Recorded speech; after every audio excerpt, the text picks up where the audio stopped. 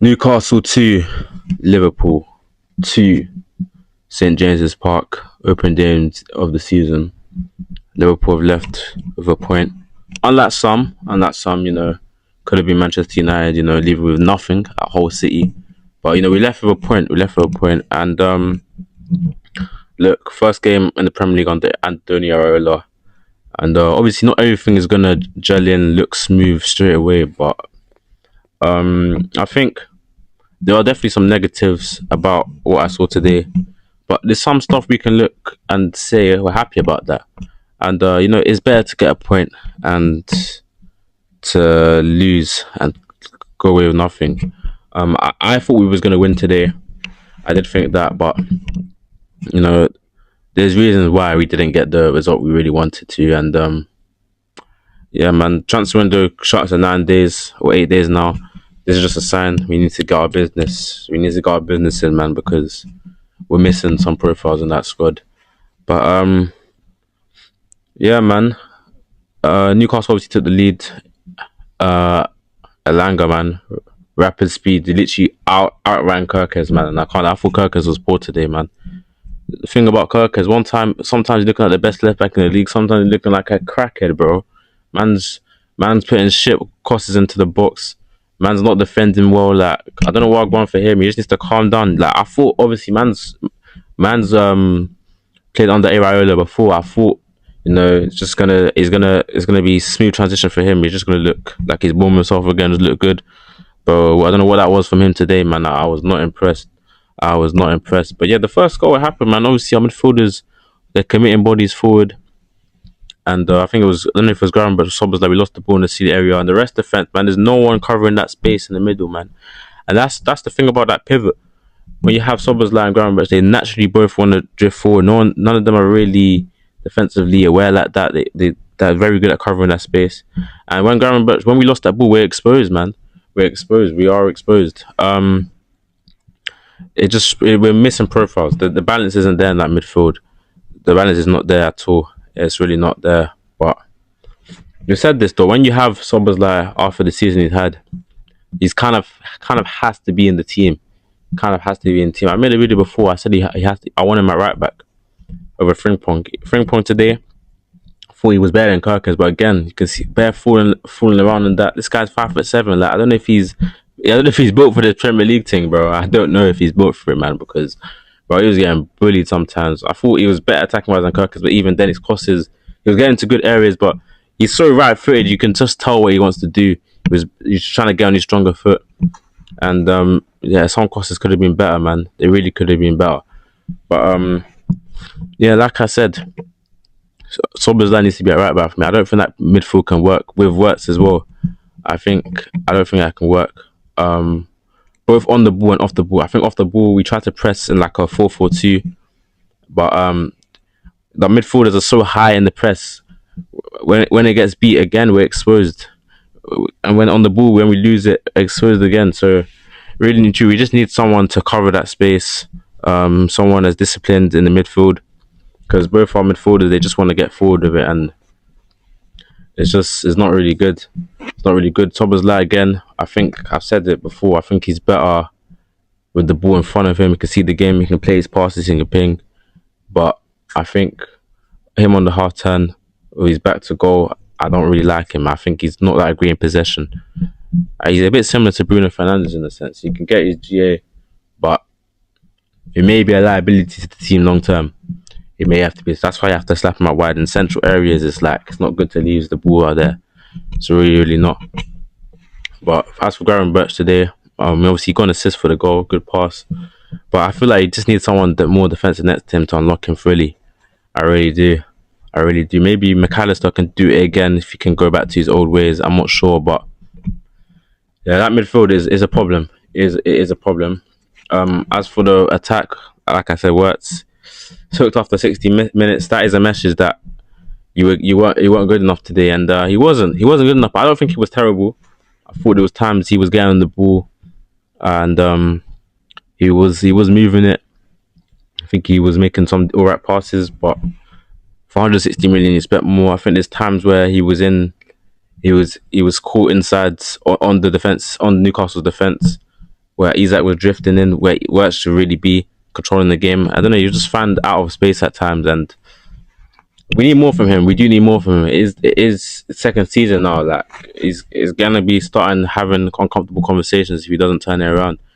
And we do need to see more from Florian Wirtz. I feel like Iraola probably wants a more physical player in that 10 position, and I feel like if he doesn't turn it around, I don't think he'd be scared to drop him. I really do. We don't need Florian Wirtz to play. I feel like last season we did look better with him, but you can easily go for Szoboszlai while he focuses on our creativity from out wide.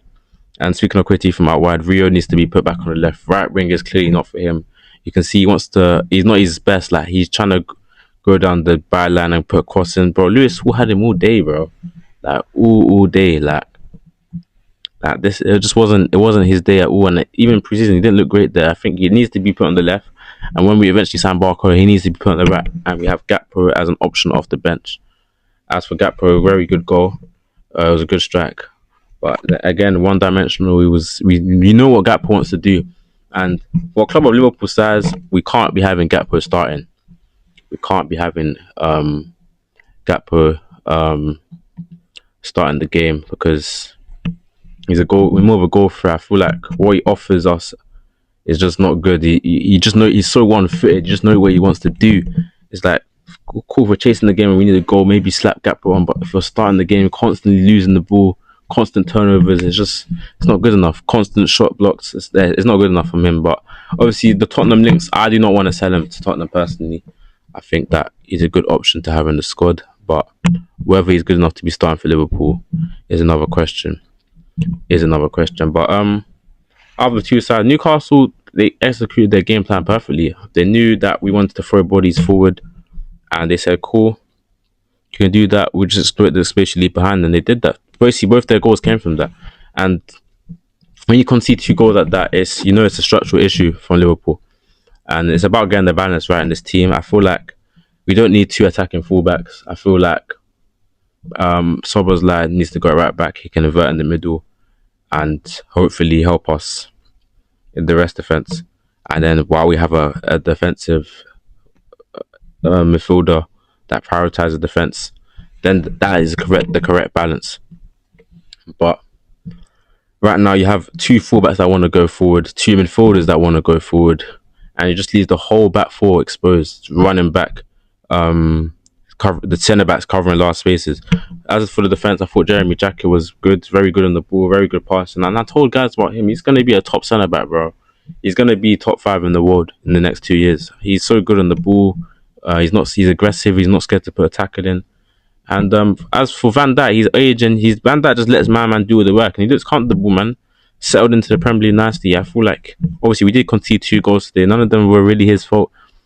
So he's young. He's only going to get better.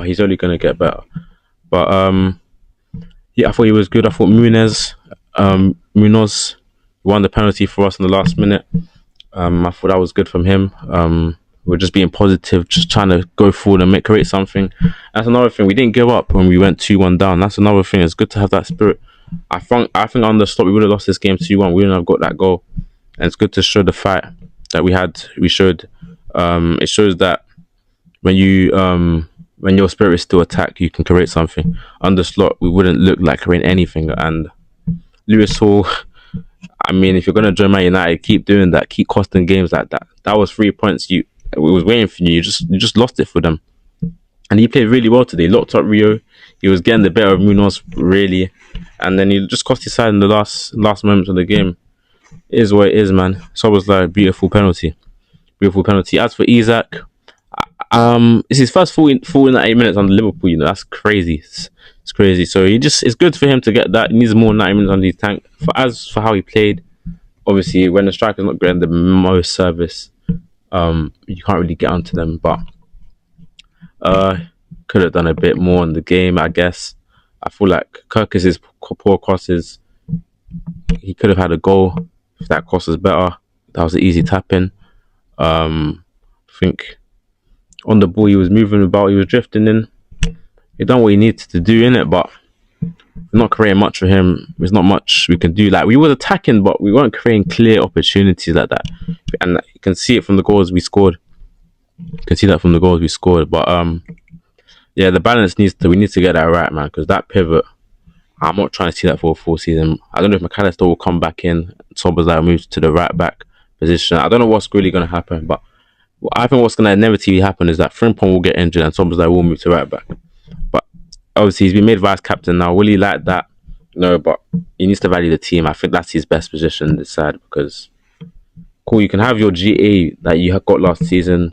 You can talk when the club was in a poor state, but when we was actually winning the league, you weren't that key for us. Like, you weren't great. I don't see you moving. It's literally similar to Bruno. Yeah, just you seem like a big man now that we're in a shit position. I don't really think if Szoboszlai is one of your better players, it's not a good thing. Like, it's really not. Obviously, I just don't think he should be playing in midfield in that pivot for us personally, because we're gonna have more games like that. We're gonna keep getting caught in transition, and it's gonna punish us. But yeah, man, so we know what we need to work on. We need to improve the wide areas. We need to be more dangerous up front because boy, we were poor. The crosses from the fullbacks were poor. The wide players, Rio, Gakpo, they weren't doing nothing, and the midfield definitely needs to be worked on. But yeah, we take the point. I don't know if we have. I think Nottingham Forest next. I'm not really sure. I need to check, but we take the point. I think Newcastle can be the happy out of the two sides. New manager as well. They played with fight, and I think their press really rattled us because Graham Birch and Wirtz, they couldn't get on the ball and dictate. Both sides wanted to play aggressively. There was times when it was end to end as well, and suited them more as their fans were also more up for it. So their game plan worked against us essentially, but we can just be happy to leave with something because I think on the slot we would have definitely lost that game. But yeah, we move, man. We just need to see improvements going forward and hopefully some players through the door. I expect Barcola. I think Minter. And maybe if we can get... I don't think Wharton's realistic. I think he's going to stay at Palace. I don't know what it is with Wharton. Like, why does no one want to buy him? I think you could argue Man City need him. Chelsea need him. Liverpool probably need him as well. I think I'd ideally have someone more defensive than Wharton, but Liverpool could do with Wharton as well, man. But there's something about Wharton. Like, why is no one bidding for him? Like, why is he still at Palace? I've not seen anyone had a bid rejected. I don't know how much they would charge for him, but probably 120 million. If Anderson's going for 160, I wouldn't be surprised. But yeah, no one's really going all out for Wharton. Maybe there's something in his data that they lack, and I see it as well. I don't know if I question that defensive stability in Wharton's game as well. I do question that. I think he's more of an 8, but obviously you can't deny his passing. But yeah, man, Liverpool, we just move forward and take the point, man. Literally, could have been better, but it's what it is.